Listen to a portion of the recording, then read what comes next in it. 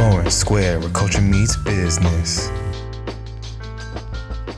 So, Florence Robert, Square, where I just got culture a meets question, business. okay? When you woke up this morning, in your neighborhood, did the sun shine a little bit brighter? Did the birds sing a little bit louder? Did the grass grow a little bit greener? I will say that the peaceful and sunshine-filled environment was palpable in the 95817 where I live. Okay. And to what might you attribute that condition? Well, there was a blustery breeze that blew through the land and swept out all of the old negativity and dirt Yes. from our environment. Okay. Yes. Okay. I kind of got that. Yes. It's a brand new day. Yes. And so this brand new day, can you describe it? Can you compare it? What are your thoughts about this brand new day? I think one of the most descriptive feelings that I have experienced and talked with others about is a peacefulness that now exists. There was a tremendous amount of anxiety and stress that had kind of built up over a myriad of topics, but largely just in day-to-day living. You never knew what was going to happen. It felt like the other shoe was going to drop constantly, and waking up on this day didn't feel as if you had to be concerned that there was some new drama or trauma that was going to happen. And I don't think that anyone is confused about the fact that there is some magical healing that has happened in the United States. But the ever-present sense of drama has seemed to have dissipated. Yes. Okay. I'm presuming the same condition happened in your neighborhood too? Well, I'm not so sure I was looking at the skies or anything. I just know that my heart and my ability to be able to breathe and what you call it, exhale, you know, and to, like she says, okay, to know that you're not, the other shoe is not going to drop. It's not going to drop. You're not thinking like that. And that the things that we're looking forward to now, okay, is a promise. A promise as opposed to before. We had no promises. We had lie after lie after lie after lie after lie. It just went on indefinitely. You just ask yourself, when is this ever going to end? And it finally has, as far as that part is concerned. There's a lot of stuff that's got to be done. There's a lot of things that's got to be put in respect. Okay, a lot of heads got to roll. Okay, there's a lot of bad has been done, but we have now a hope, a promise that we can breathe and look forward to a better tomorrow. I know the people that are in Dakota. I have my neighbors, they're Native American, and their family they're from the Dakota natives, okay, and their family is ecstatic that they stopped that pipeline thing. They never wanted it, they were fighting it, if you can remember, okay, and to hear that that's now stopped, you know, that was a breath of fresh air for them. Good. All right, and Zainab, how about you? I would have to say that today, this morning when I woke up, it's been a long time since I wanted to hear from that office. You get what I'm saying? So I had kind of turned a deaf ear to the office for quite some time. And so I'm so happy. I feel as a Black woman, I feel very empowered. I feel I just feel all of the energy and the excitement. I feel like, yeah, it is a new day.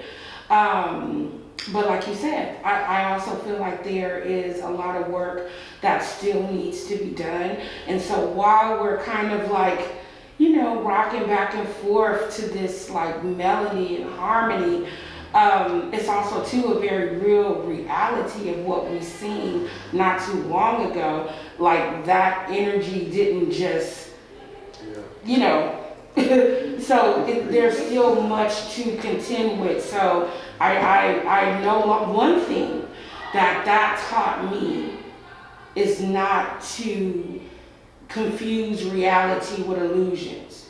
And I think for a long time, many of us, I know of myself, I have been under an illusion. And so now I think that we're forced to look at reality, but at the same time, there is hope. There is hope. And so, yeah, I'm looking forward to the future.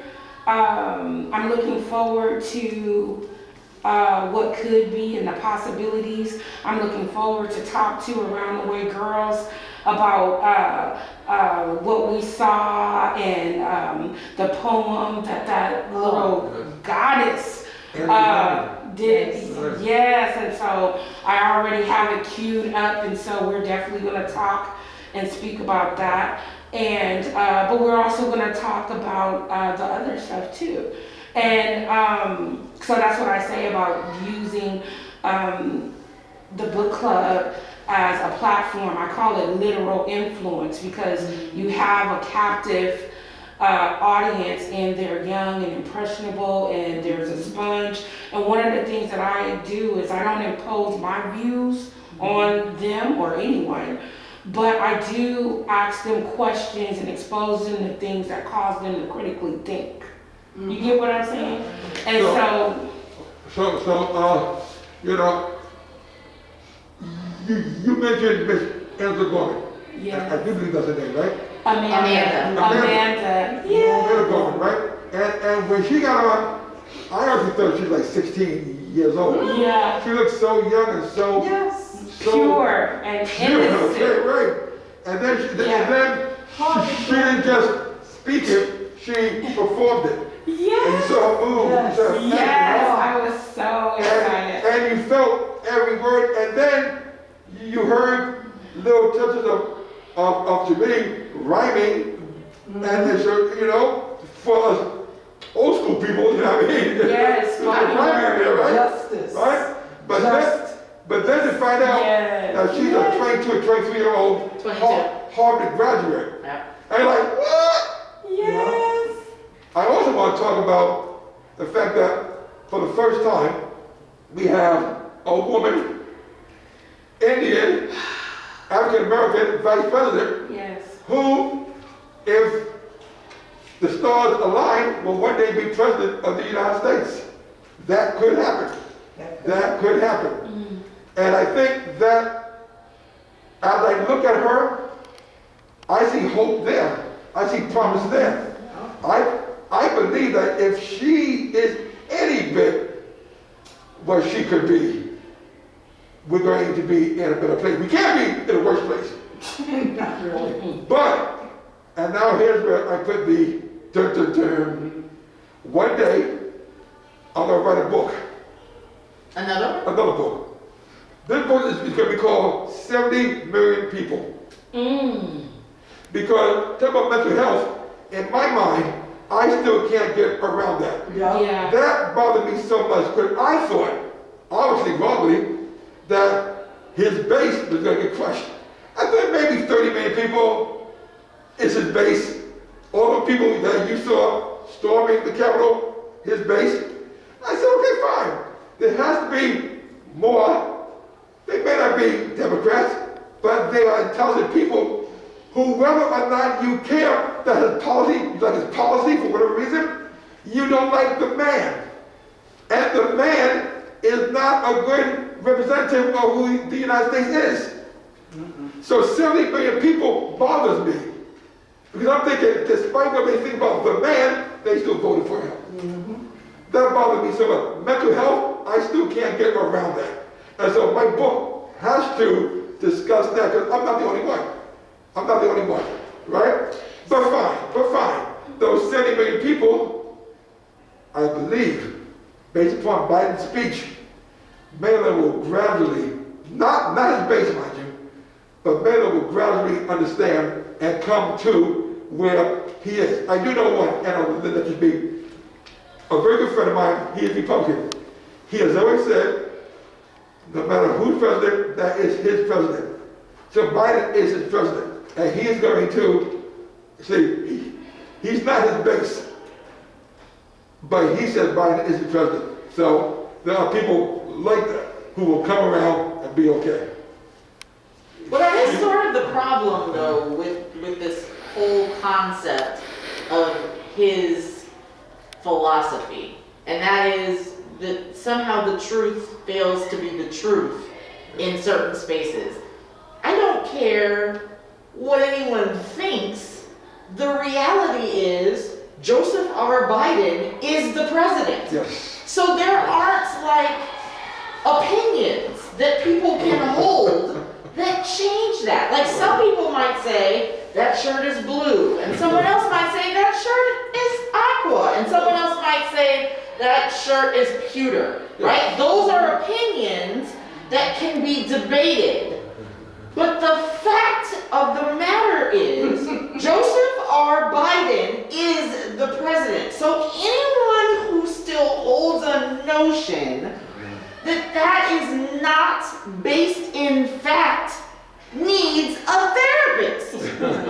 Because the reality is there are some facts that are immutable. There are some truths that cannot be explained away by your base. There are some realities that cannot be skewed because you have a mob of angry people whose feelings are hurt because their supposed power has been diminished. The reality is the 70 million people that you need to speak to and speak of in your future book need to understand that white supremacy is a sickness and was always a tool to be able to control groups of people. So what was really the most challenging for those who are in the educated space was this man is not doing anything for poor people. This man is not doing anything for people who don't have something that they can give to him. So the reality is that he was able to stir up wide swaths of support from folks that didn't have the financial resources of those who he protected was always baffling until you break it down to he created a feeling of lack. And if you feel like you only have 2 nickels to rub together, and someone who they can point to is saying that person is trying to take your nickels, now all of a sudden you have created an animosity that is not based in fact. If I walked up to somebody and said, I don't want your nickels, but you had convinced them that I was going to take them, do you think that they'd be prepared to have a conversation with me about it? Absolutely not. I'd walk up, they'd slap me and say, you can't have my nickels. Yes. Well, it is all a matter of the persona and the image and the hate and the negativity that this person put into folks and stirred up among them because of the lack. I have something to say. Yeah. I really, and I can appreciate what you're saying, but I really think that we give this guy too much power, too much credit. Agreed. When we say that he has stirred up things in people and riled people up based on a lie, I think some of that is true, but I think what we saw at the Capitol is not just Donald Trump. And I know that some folks may say, I heard you say that white supremacy is a sickness. And I think that's okay, that's an opinion, but I really think it's a belief system. And it's a belief system that those criminals from Europe came here with, and with the mind of manifest destiny. And I don't think that those people died. Their descendants are here alive and well. And they see the writing on the wall and they don't like it. Now, Donald Trump may have sounded the alarm, you know, for that day, but that stew had been cooking. You get what I'm saying? And it's a reality too. So, But we are not saying in this room that all 70,000 of those people are racist, skinhead thinking sycophants of him, are we? We're not saying that, are we? I'm not saying anything. I'm not saying anything as pertaining to their numbers, but I don't think that. I'm looking at the people there at the Capitol. That's just what we saw. What about the people where they all reside and who they are? They're not wearing hoods anymore, or maybe they do, I don't know. But they could be your doctor or your attorney. You know, I don't want us to make it like, oh, Donald Trump has, you know, yeah, maybe he did, and he has I don't know. You know, that's his legacy. He didn't start it, but he stirred the pot. Right, and then people were saying, oh, he's going to have the worst legacy in history, but that, you know, perception it depends on who you talk to. Because for him and his base, he did what he wanted to do. And he also said that wasn't the end of it. So, I don't know, I don't want to be negative. I just want to be real that energy does exist, and it's not just, if Donald Trump was to drop off the face of the earth right now, that would not be like over. So Agreed. I know you want to speak, you mentioned facts, right? So, opinion. Is Donald Trump the worst president ever? That's opinion, that's fine. Here's fact. He's the only person to have been impeached twice. Woo! Fact, people. So when history looks at his presidency, that's what they're gonna see. And he's the only president that's live coming out the Yang, where the media actually had to sit down and Stop. That's a fact. Stop. And it's also, You didn't say that, did you? That he's the only president that lied, blah, blah, blah? No. I said that the media had to count all the lies and Okay, lies so much. I don't believe in the government did that much at all, okay? No. A lot of presidents, okay? I'm not talking about a lot of You know, people come lying from the there. I'm not we don't talking need about that that. mess. Every time he opened his mouth, he told a lie. Well, can I say Okay, this? but Wait. Yeah. You want to speak more? well, I wanted to say with regards to what you were saying, okay, about the 70 million people, okay, and are they all Trump's base? No, they're not, okay, not in the sense of those that stormed the Capitol or whatever, they're not that. What they are, though, is that you did then touch upon it, talking about those that came across and brought, came to this country and started all this upwards, okay, whatever. It goes back to that. It goes back to slavery. And when we talk about, we had evidence of it this summer with Black Lives Matter movement, okay, and all the people who shot whom, and why did they shoot them? Why was the cop on Ford's neck? Okay, why was this one? I can't even think of all the names, but Lord have mercy. Why did they shoot them in the back and so on and so forth? Who were these people? And why was it that in that crowd of Black Lives Matter movement, we had people, not just black people, we had people from all walks of life joining in. Those people were the ones who were educated. Now I'm talking about with degrees, but understanding of this history of this country and the systemic racism involved in it. Those were the knowledgeable people. The people that's the 70,000 are not that. 70 million. Okay, 70 million, yes. Yeah.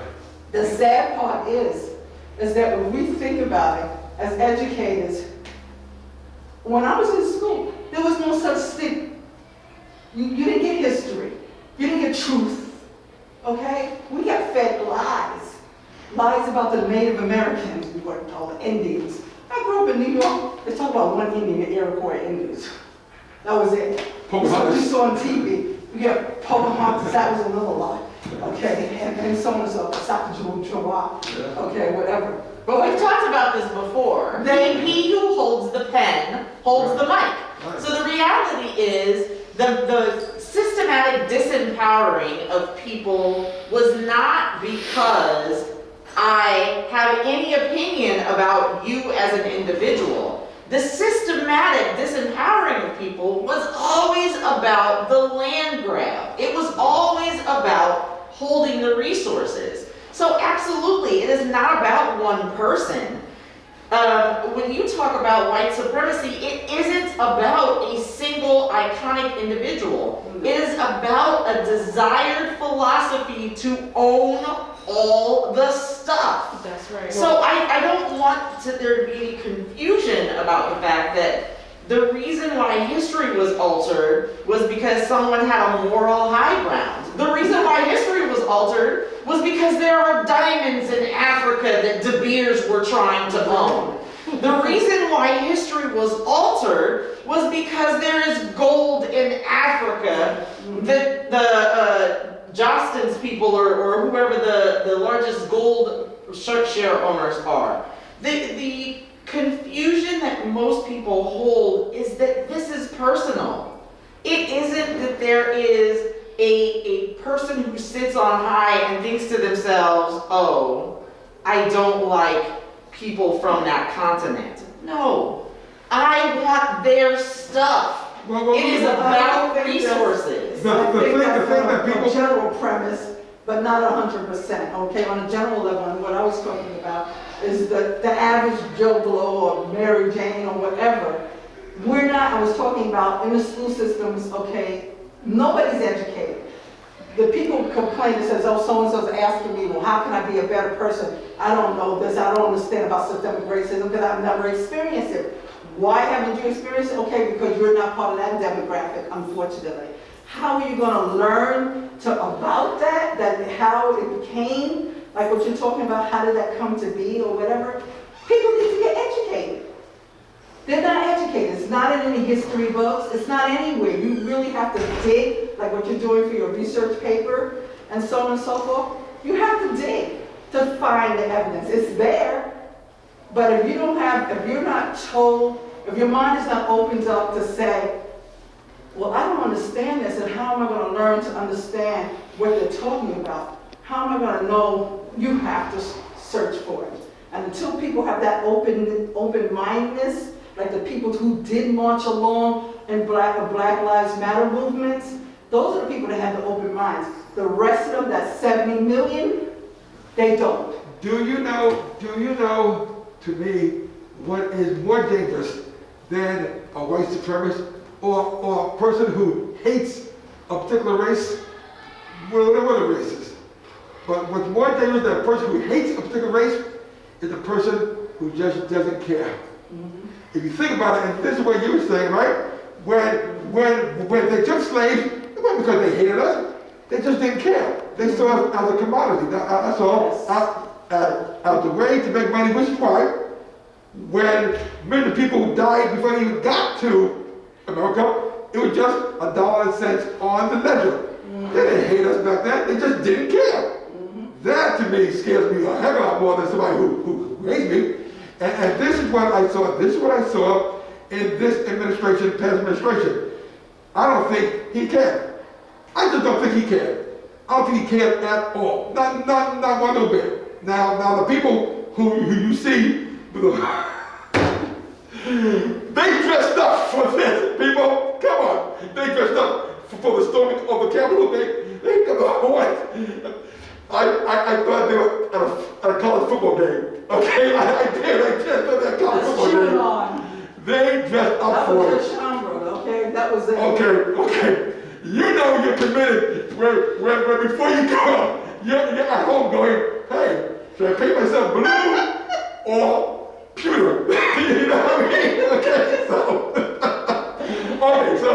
while I'm having fun, I wanted to talk about the future, and it's my fault. I talk about the 7 million people who brought us back to the past. Now, in our next segment, let's take that and let's look towards the future and see how we're going to build a better America ourselves, mental health and otherwise. Now look here. We are now in the next segment, okay? We are Flower Square, 2251 Flower Road, segment of Black Wall Street with a purpose, with a meaning. With a beach. With a beach. Unapologetically, we are 90% black owned. And that means something to us, and it means something to the community. And so we are proud to say that this is the Square Biz Podcast. And I am your host, Aaron Boyce, and you are? Robin Rosehammer. Stick around. We're going to talk about the future. We're going to talk about how this gets better. We'll see back in 2.